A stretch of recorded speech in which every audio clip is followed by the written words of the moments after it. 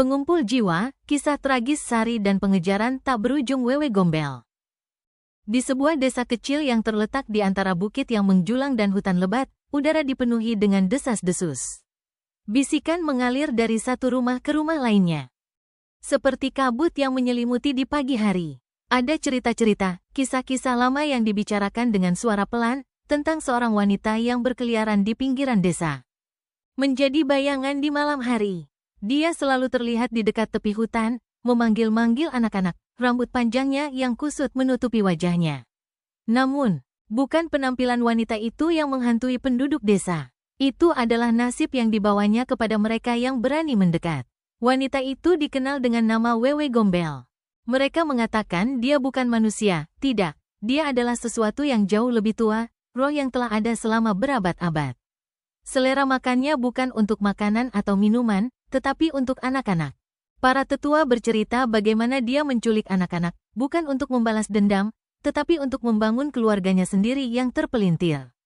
Dia adalah pengumpul jiwa, menangkap mereka yang menjauh terlalu jauh dari keamanan rumah dan mengurung mereka dalam siklus kesedihan dan penderitaan yang tak berkesudahan. Orang tua memperingatkan anak-anak mereka untuk tidak keluar setelah gelap dengan ketakutan yang mendalam. Namun, meskipun ada peringatan, kehidupan di desa terus berlanjut.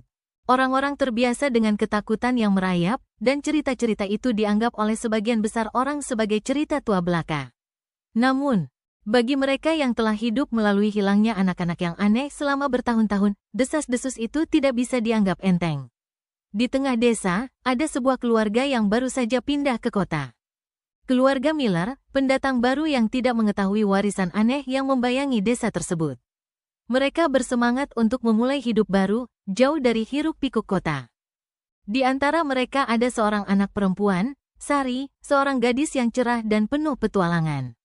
Dia adalah jenis anak yang suka menjelajah. Rasa ingin tahunya selalu mendorongnya lebih jauh ke dunia sekitarnya. Dia akan berlari di ladang, bermain di dekat sungai, dan menjelajahi hutan di sekitar desa. Pikirannya selalu mencari rahasia baru untuk ditemukan.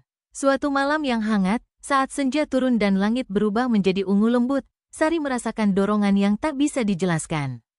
Itu bukan rasa ingin tahu seperti yang pernah dia rasakan sebelumnya, seolah-olah ada sesuatu yang menariknya, membawanya ke arah hutan lebat yang membatasi desa. Dia berdiri di tepi pohon. Cahaya yang memudar membuat bayangan panjang jatuh di tanah. Kakinya bergerak hampir tanpa disadari, setiap langkah membawanya lebih dalam ke dalam hutan. Dia tidak tahu mengapa, tapi dia harus pergi. Udara terasa tebal dengan kabut, dan rasa dingin yang aneh membuat bulu kuduk di tengkuknya berdiri. Tanpa disadari olehnya, Wewe Gombel telah merasakan kedatangannya. Roh itu sudah menunggu, seperti yang selalu dia lakukan, untuk jiwa yang hilang berikutnya yang menjauh terlalu jauh. Dia telah menunggu selama bertahun-tahun, dan waktunya telah tiba. Semakin dalam Sari melangkah, semakin tebal kabut itu. Pohon-pohon tampak bergerak mendekatinya, cabang-cabangnya yang keriput berputar seperti jari yang meraihnya. Nafasnya semakin cepat, tapi dia terus berjalan. Tak bisa berbalik, seolah-olah hutan itu sendiri hidup, menariknya dengan kekuatan tak terlihat. Dan kemudian, melalui kabut, dia melihatnya. Pada awalnya, Sari mengira itu hanya permainan cahaya, sebuah sosok bayangan yang berdiri di depan. Namun saat dia mendekat, jantungnya berhenti sejenak. Wanita itu berdiri diam, punggungnya menghadap Sari. Rambut panjang yang kusut menggantung di depan wajahnya, menutupi segala sesuatu kecuali bayangan samar dari tubuhnya. Gaun wanita itu sudah tua dan compang camping. Seolah telah dikenakan selama berabad-abad. Udara di sekitarnya terasa bergetar dengan energi aneh yang tidak wajar. Sari melangkah maju dengan ragu, suaranya hampir tidak terdengar. "Halo." Wanita itu perlahan-lahan berputar, gerakannya lambat dan hati-hati, seperti sesuatu yang tidak sepenuhnya manusiawi. Saat mata mereka bertemu, Sari merasakan dingin menyusup ke dalam dadanya. Wajah wanita itu pucat, matanya lebar dan kosong. Tapi yang paling membuat Sari ketakutan adalah senyum wanita itu.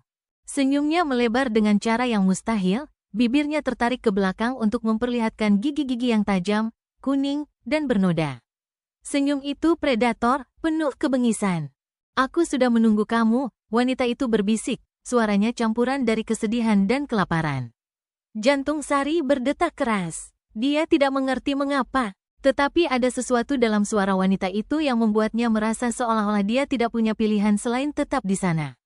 Mata wanita itu memikat, seolah-olah menyimpan jawaban untuk setiap pertanyaan yang pernah Sari ajukan.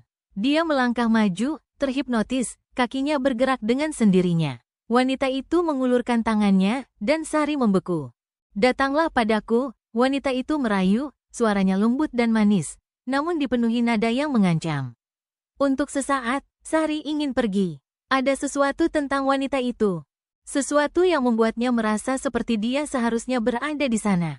Namun kemudian, tiba-tiba, gelombang ketakutan yang dingin menyapu dirinya, dan dia mundur selangkah. Tidak, Sari berbisik. "Aku harus pergi." Namun tawa wanita itu, rendah dan jahat, bergema di keheningan hutan. Pohon-pohon di sekitarnya seakan mengerang, cabang-cabangnya berputar dalam arah yang tidak wajar.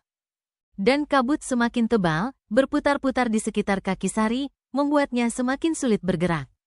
"Kamu tidak bisa pergi," wanita itu mendesis, senyumannya semakin melebar. "Tidak setelah kamu terpilih." Hutan menutup rapat di sekitar Sari seperti makhluk hidup yang bernapas. Pohon-pohon itu tampak bergerak, posisi mereka bergeser, memotong jalan keluar apapun. Kepanikan merayap di dadanya saat wanita itu melangkah maju, jarinya yang panjang terulur, meraih lengan Sari. Tanah di bawah kakinya tampak bergeser, seolah-olah bumi itu sendiri menelan dirinya. Sari menjerit, suaranya tercekik di tenggorokannya saat jari-jari dingin wanita itu melingkari pergelangan tangannya, menariknya ke dalam kegelapan. Hutan seakan menelan suara itu. Menyerap tangisan Sari. Wajah wanita itu menggantung di hadapannya, senyumnya semakin lebar. "Kamu akan menjadi milikku sekarang, sayang. Kamu akan bergabung dengan keluargaku. Kami semua jiwa yang hilang, terjebak dalam siklus yang tak berujung." Sari berjuang, namun kekuatannya tidak sebanding dengan cengkeraman wanita itu. Dunia di sekitarnya semakin gelap, pohon-pohon, kabut, wanita itu, semuanya memudar menjadi kekosongan yang tak terhingga. Dan saat penglihatannya memudar dan dinginnya hutan menelan dirinya, Sari menyadari.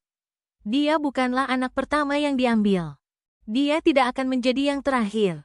Sang pengumpul telah mengklaimnya, dan sekarang dia akan bergabung dengan yang lainnya, hilang dalam malam yang tak berujung. Jiwanya menjadi bagian dari keluarga Wewe Gombel yang terpelintir. Di desa, kabut mulai datang, tebal dan berat. Penduduk desa akan segera menyadari hilangnya satu anak lagi. Satu jiwa yang hilang ke dalam hutan. Dan bisikan-bisikan itu akan mulai lagi. Karena Wewe Gombel, sang pengumpul, selalu menunggu.